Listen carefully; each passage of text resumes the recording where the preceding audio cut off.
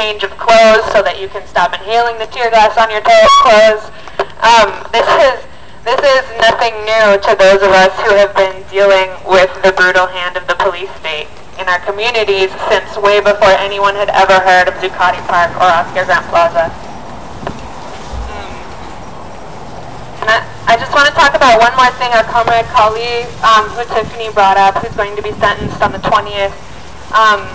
Kali was specifically denied his psychiatric medication, which is common in Santa Rita jail. In fact, it's uncommon for people not to be denied their psychiatric medication.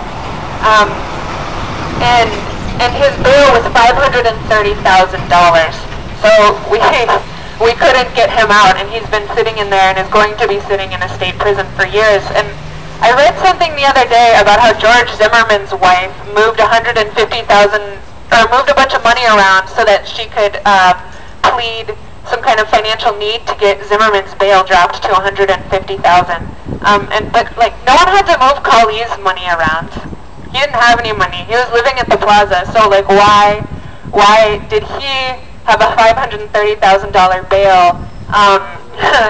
Obviously a man with psychological difficulties who is being denied the necessary treatment, while George Zimmerman got out on $150,000 bail.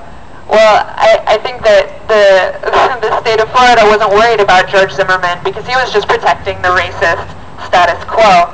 But when his overzealous protection of the status quo threatened to overthrow the status quo with the huge mobilization we saw of solidarity protests, that's when they got worried, and that's when they took him in. And Kali was obviously a threat from the beginning, being a homeless black man who was engaged in political activity.